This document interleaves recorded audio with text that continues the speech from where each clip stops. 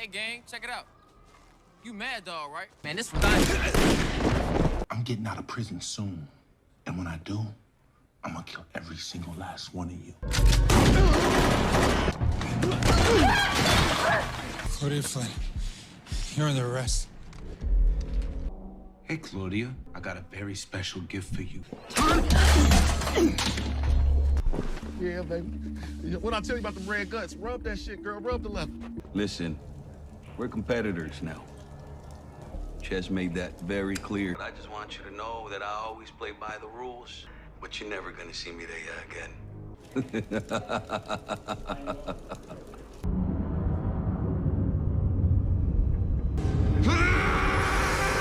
What's good, YouTube? It's your boy DC, and I'm here with the new reaction video to Power Book 4 Force Season 2, Episode 10, the season finale. And this is my quick thoughts, my quick review, my quick recap on Episode 10 and how I felt about it overall. Now, if you're a huge fan of Power like me and you like the videos I upload and create, make sure you hit that like button and that subscribe button and turn on your post bell notifications to get notified every time I upload a video. Also, leave your comments and theories down below in the comment box. Now, overall, episode 10 was good. This was a solid episode. A lot of stuff happened in this episode, and I cannot wait to see what's next for season 3 of Force. But I gotta start the video off with talking about your boy Tommy Egan and Miguel Garcia. All hell is about to break loose between these two in season 3. Your boy Miguel then kidnapped Maria and took her to God knows where, but Maria is missing and we have no idea where the hell is Maria at. And your boy Tommy Egan was pissed the hell off when Miguel called his phone at the end of the episode and told him that he was never going to see Maria again. I swear it looked like Tommy wanted to pop a blood vessel. That boy was pissed the hell off. And I knew eventually at some point the truth was going to come out about what's going on between Maria and Tommy.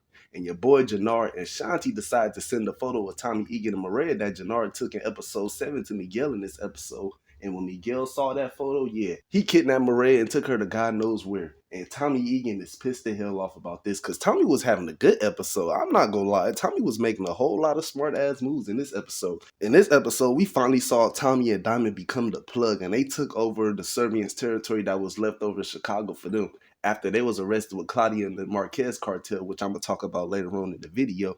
But Tommy was able to take the Serbians out the picture once and for all, and now Tommy Egan is now a plug in Chicago. He will now begin his work directly from Che, which makes Tommy Egan and Miguel Garcia competitors now. And when Miguel found out about this, he was pissed the hell off. Che told Miguel at the meeting that he had with him, Diamond, and Tommy, like, look here, bro. Tommy has decided to do something that you couldn't do, which was take the Serbians off the board once and for all. So since Tommy was able to get rid of the Serbians, I'm going to give Tommy the old Serbians territory, let him take over that side of Chicago. But I don't want to hear anything about you two going at it with each other. Y'all two is in competition, and I'm expecting things between y'all two to be good. I don't want to hear about no fighting, no shootouts, no nothing, no type of retaliation against each other. And Miguel had to agree to this deal because he doesn't want to go at it with Che. And Tommy knew this. Tommy already knew with the cartel bagging up him and Diamond, Miguel wasn't going to be able to do anything about Tommy making the moves that he was making in this episode. And even though Che told Miguel and Tommy not to go at it with each other, your boy Miguel was still able to figure out a way to get under Tommy Egan. And when he found out about Tommy and Maria messing around with each other and found out that these two was about to take a trip to Barcelona,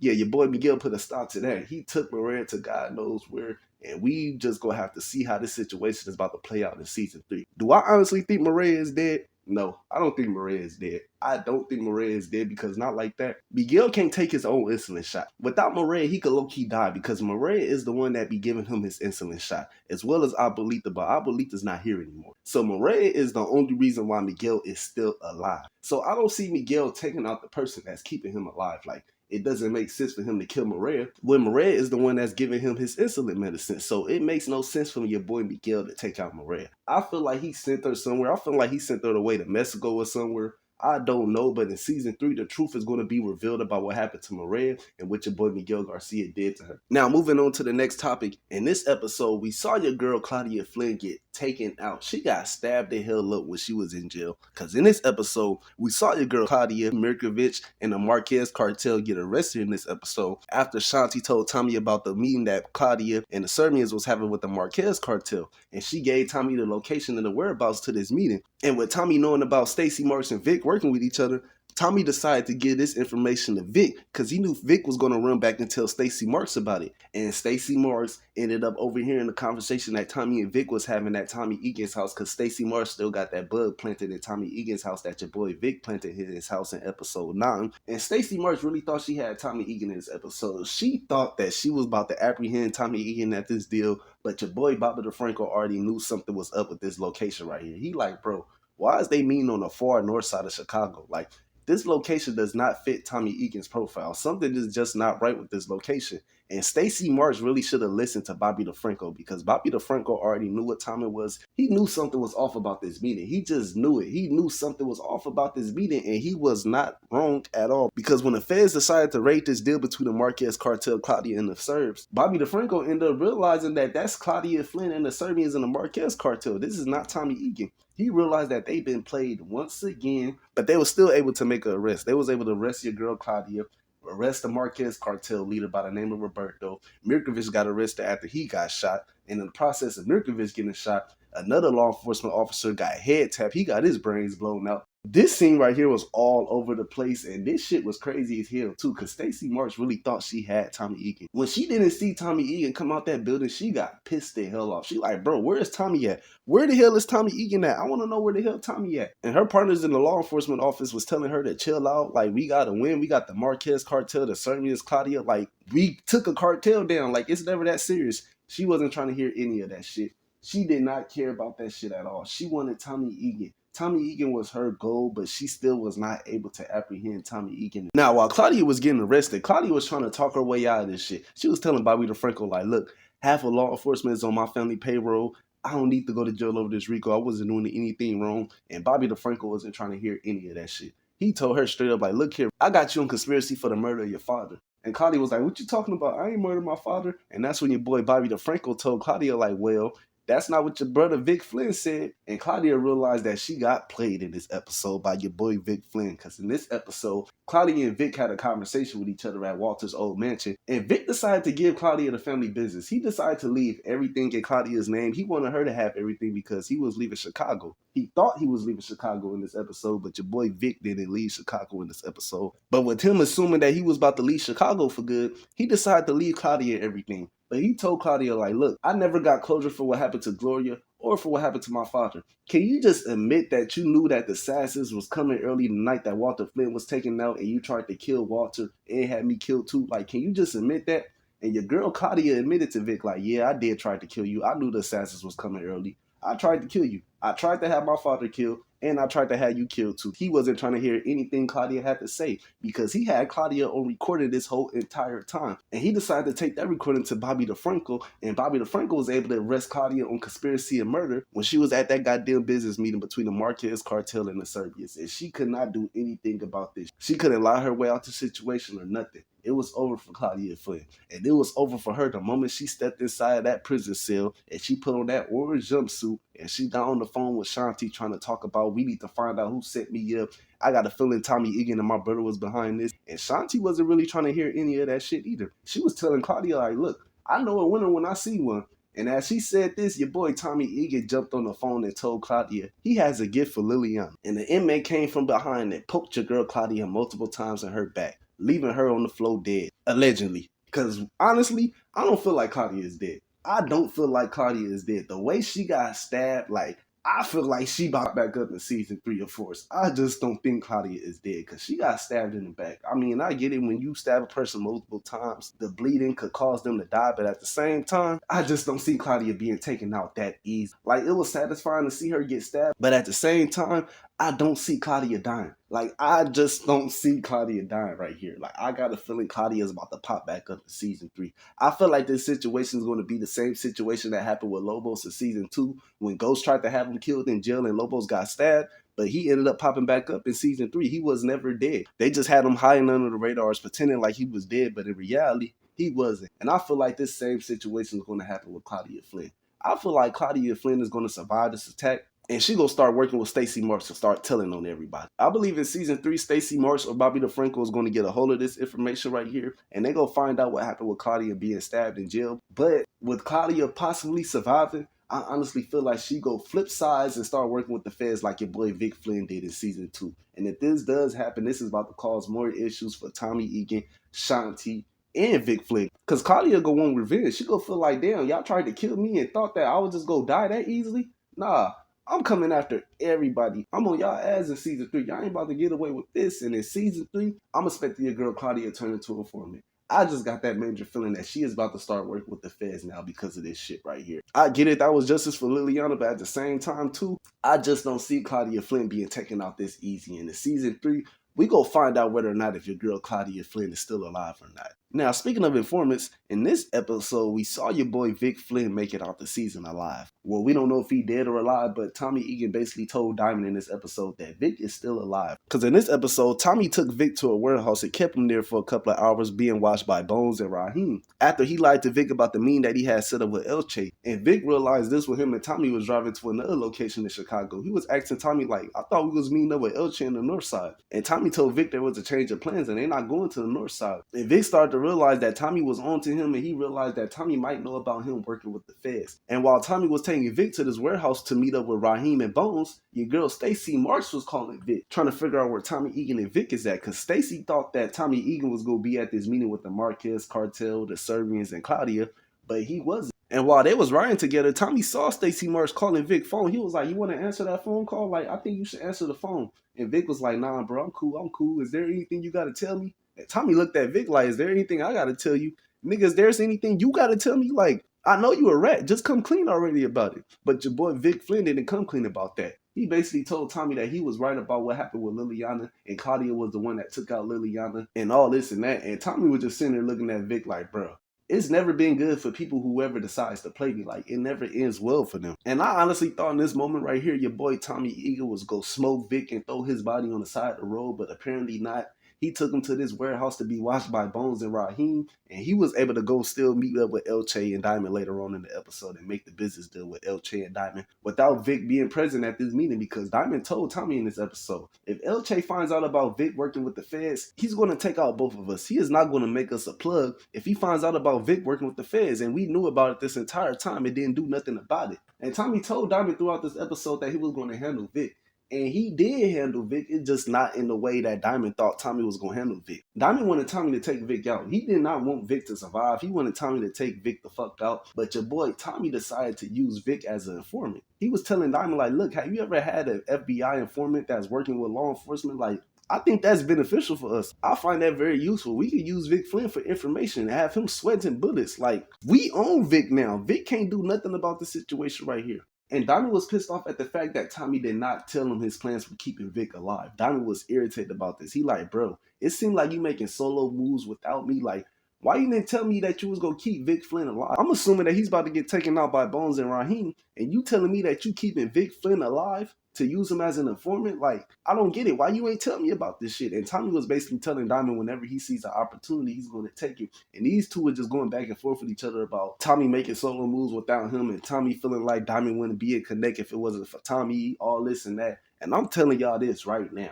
Tommy and Diamond is about to go at it with each other in season 3. These two is about to have issues with each other. I made a video about this topic a couple of days ago about Diamond betraying Tommy, so if you haven't watched that video, check that video out. I possibly might make another video talking about Diamond and Tommy, because after this episode, man, you can really feel the tension in the air between Tommy and Diamond. You could just feel it. And in season 3, I'm expecting these two to continue having issues with each other, and I don't want to see these two have issues with each other, because I really want to see Tommy and Diamond work together. I feel like they're a great team when they work together. But they just need to get on the same page with each other. And I cannot wait to see how this situation is about to play out between Diamond and Tommy in season 3 of Force.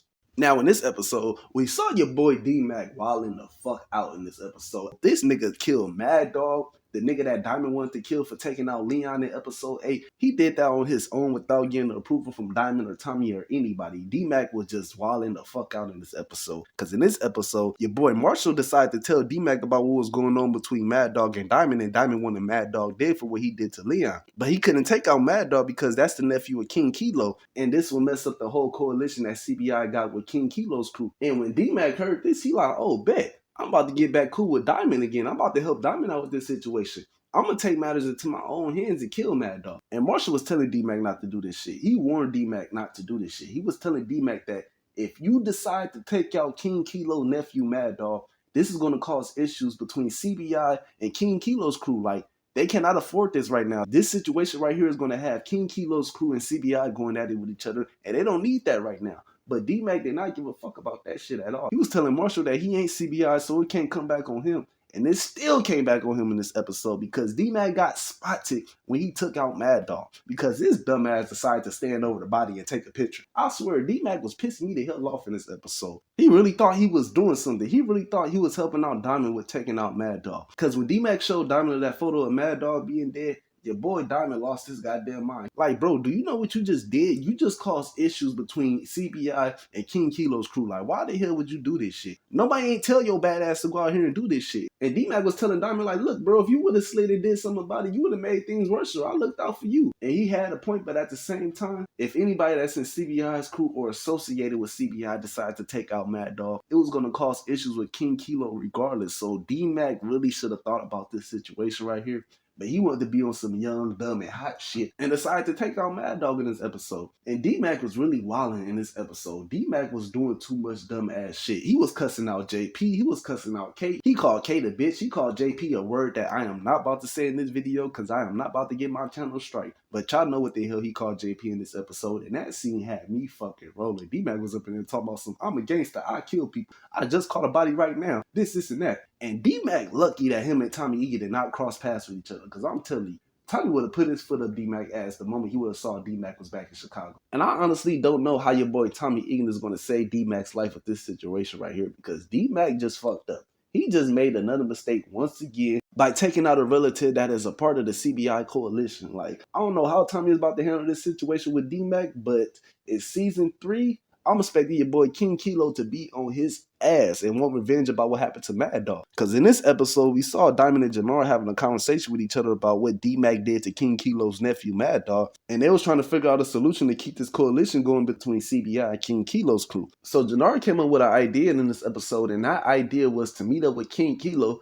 to tell King Kilo that he knows the person that took out his nephew, and they will deliver D-Mac to King Kilo dead or alive when he's released from jail. Because we also found out in this episode that your boy King Kilo will be getting out of jail in season 3. And he told Jannar when he met up with him in this episode that he's going to kill everybody in CBI when he get out of jail. But Jannar was able to talk King Kilo out of this. He told King Kilo that he know about the person that killed his nephew, and the person that killed his nephew was D-Mac. And he's willing to deliver D-Mac to him, dead or alive, personally, if he tell his soldiers to fall back and not retaliate against anybody in CBI. And your boy King Kilo agreed to this deal. He told Jannar, like, all right, bro, that sounds like a deal. We can make that work. And I cannot wait to see how this situation is about to play out in season 3 with your boy King Kilo getting out of jail. Because he gonna want to seek revenge about what happened to his nephew. And I just want to know, is Jannar going to really deliver D-Mac to King Kilo dead or alive? I don't see Tommy just sitting back and allowing Jannar and Diamond to deliver D-Mac to King Kilo dead or alive. I just don't see that happening. I don't see Tommy sitting back and allowing this to happen. Eventually, at some point, your boy Tommy Eden is going to get involved with this situation right here. But I don't know how he gonna be able to save D-Mac's life when it comes to this situation right here, because D-Mac made a dumbass mistake in this episode by taking out Mad Dog. And in season 3, I'm expecting your boy King Kilo to be on D-Mac's ass and try to take him out for what he did to his nephew. And I cannot wait to see how this situation is about to play out in season 3, because it's not looking good for your boy D-Mac. It's not looking good for him at all. And I just hope your boy Tommy is able to figure out a solution for your boy D-Mac without D-Mac getting taken out by King Kilo in season 3. Now, coming back to D-Mac being disrespectful to Kate and JP in this episode, your girl Kate Egan had an overdose in this episode because she could not deal with the stuff that was going on in her family. From Tommy Egan ignoring her, telling her that she ruins everything after Kate told Tommy about D-Mac being back in Chicago and he snuck out at academy school that Tommy sent her away to in the middle of the country. From D-Mac cussing her out, calling her a bitch, calling JP the you know what word. Like, Kate was going through it. And Kate decided to use again in this episode after Tommy gave her a bag of cocaine when Kate popped up to Tommy Egan's house when he was there with Maria. And that same bag of cocaine that Tommy gave to Kate is what caused Kate to have an overdose in this episode. And look here, bruh. Tommy one cold ass motherfucker for sitting there and allowing Kate to possibly die. Kate was asking Tommy to help her out. And he was just standing there looking sad and shit. Like, Tommy, why the fuck you did not help your mama out in this episode? Like, I get it, you hate Kate, and you and Kate has had issues since the beginning of your childhood, but at the same time, bro, that's your mama. You just can't sit there and let your mama die. And if JP did not walk in on this, Kate possibly would have died. And this pissed JP the fuck off. Because when Tommy showed up to the hospital later on in that episode, JP told Tommy straight up, bro, I ain't dealing with you no more. Like, my pops was right about you. You no good for me. You ruin everything. You make everybody's lives worse than what it is. Like, here go the keys back to the bar. I don't want nothing to do with you. Just stay away from me and Kate. Just stay away from all of us. And I could understand why your boy JP was mad about this situation right here, because Tommy was about to let Kate die. But at the same time, now was not the time for JP to be having issues with Tommy. Because your badass son D-Mac is out here wilding, and the only person that could save his life or possibly save him from getting killed